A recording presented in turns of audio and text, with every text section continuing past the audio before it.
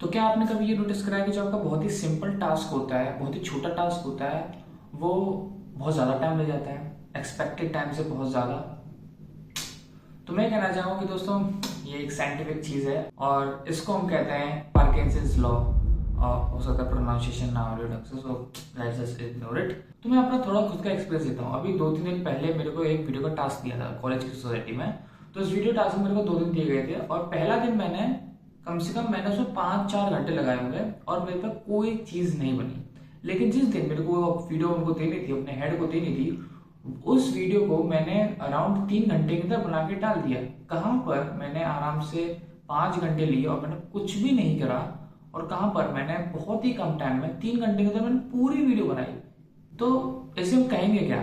इसी से हम कहते हैं पार्किंसंस लॉ। अभी पार्किंसंस लॉ है क्या? पार्किंसंस लॉ ये कहता है कि आपका जो वर्क है वो एक्सपेंड हो जाता है आपके टाइम के हिसाब से। चलिए इसको एग्जांपल से समझते हैं कि मैंने अपने आप को कोई टास्क असाइन किया है और उसको मैंने खुद के लिए डेडलाइन सेट करी है 1 हफ्ता। लेकिन वो काम एक दिन के अंदर भी हो सकता था। मैंने अपने आप को उसको 1 हफ्ता टाइम दिया, तो वो काम 1 हफ्ते के अंदर ही होगा। क्यों? क्योंकि वर्क जो है अपने आप को एक्सपेंड करता है टाइम के हिसाब से। यही पार्किंसंस लॉ है। अब बात यह है कि ऐसा होता क्यों है कि हम जो अगर कोई टास्क असाइन कर रहे हैं तो हमारा जो काम है वो एक्सपेंड हो जाता है उस टाइम को, गैप को फिल करने के लिए। ऐसा होता क्यों है? तो उसके पीछे भी एक साइंटिफिक रीजन है। तो जब हमारे पास बहुत ज्यादा टाइम होता है तो हमारा ब्रेन जो रिलैक्स हो जाता है, और जब वो रिलैक्स होता है तो हम करते हैं प्रोक्रास्टिनेशन, हम करते हैं ओवरथिंक, और हम कुछ एक्स्ट्रा डिटेल डालने की कोशिश करते हैं उस काम के अंदर जो कि फालतू की डिटेल होती है। तीसरी चीज, तो ये तो 3 बताया मैंने, बहुत सारे पॉइंट्स होते हैं, और उस काम को पॉइंटलेस डिटेल से भर देते हैं जो कि काम की भी नहीं होती, just to fill the time gap. तो इसके ऊपर एक प्रॉपर एक स्टडी हो रखी है, कॉग्निटिव साइकोलॉजी स्टडी करी गई थी इसके ऊपर। इसके अंदर हमें क्या बताया गया था कि जितनी बड़ी आपकी डेडलाइन होगी उतनी आपकी काम की प्रोडक्टिविटी गिर जाएगी। ऐसा क्यों होता है? प्रोडक्टिविटी क्यों गिरती है? क्योंकि हम उस बड़ी डेडलाइन के में ये सोचते रहते हैं हम बिजी, हम कर रहे हैं, लेकिन एक्चुअली हम नहीं कर रहे होते हैं। जैसे कि मैंने आपको बताया पहले कि हम बस ओवरथिंक, फालतू के पॉइंट सेट करते हैं।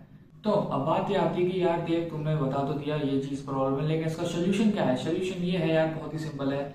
एक तो थोड़ी स्ट्रिक्ट डेडलाइन रखो। आप पहले टास्क को देखो, एनालाइज करो कि टास्क कितना टाइम सच्ची में रिक्वायर कर रहा है, उसके हिसाब से उसकी डेडलाइन बनाओ। तो कोई बड़ा काम है उसको आप स्मॉलर चंक्स में बांट सकते हो। लाइक अगर कोई मेरे हफ्ते में 1 हफ्ते बाद कोई एग्जाम आ रहा है तो उसमें मैं क्या कर सकता हूँ, दिन के हिसाब से चैप्टर्स को रिवीजन के लिए डाल सकता हूँ या लर्निंग के लिए डाल सकता हूँ कि पहले दिन पे ये वाला चैप्टर, दूसरे दिन पे ये वाला चैप्टर, तीसरे दिन पे ये वाला चैप्टर, ऐसे करके आप कर सकते हो। और तीसरी चीज जो कि सबसे इम्पोर्टेंट है, चाहे आप दोनों स्टेप्स कर लो, लेकिन आपको ये चीज ध्यान रखनी है कि आप अपने टाइम को कैसे स्पेंड कर रहे हो। लाइक कुछ भी काम कर रहे हो तो अभी नोटिस करो कि भाई क्या फालतू की चीजें जुड़ना ना, क्या नेसेसरी भी है, क्या ऐसा तो नहीं कुछ ओवर थिंक कर रहा हूँ प्रोडक्टिविटी मेरी, मैं बस अब आपको सोच रहा हूँ बिजी हूँ और एक्चुअली वर्क नहीं कर रहा। तो ये आपको ध्यान देना होगा इस चीज पर। अब मैं सोल्यूशन इसलिए बता रहा हूँ क्योंकि अगर आपने एक बार इस पार्किंसंस लॉ को मास्टर कर लिया तो टाइम आपको कंट्रोल नहीं करेगा, आप टाइम को कंट्रोल करोगे। अब मैं कौन होता हूँ ज्ञान देने वाला? मैंने पहले बता दी, मैं खुद इन चीजों को सीख रहा हूँ, लेकिन जो भी मैं देख रहा हूँ, खुद भी मैं ऑब्जर्व कर रहा हूँ, वो मैं आपको बता रहा हूँ। और अगर आपको ऐसी वीडियोस अच्छी लगती है तो इसको चैनल को सब्सक्राइब भी कर सकते हो। एंड आई नो कि बैकग्राउंड कैमरा क्वालिटी बहुत ही ज़्यादा आपको कुछ वेव से दिख रही होगी ब्लैक एंड व्हाइट की, क्योंकि अभी रात के 3 बज रहे हैं और मैं रात के 3 बजे वीडियो बना रहा हूँ, क्योंकि मेरे को आज बनानी थी वीडियो। मैं नहीं चाहता था कि मैं इस काम को मैं डिले करूँ और फिर किसी कल पर डाल दूँ। आई नो कि सेटअप भी नहीं है, क्योंकि जो कमरे में भैया मेरे सो रहा है तो मैं उसको डिस्टर्ब भी नहीं करना चाह रहा।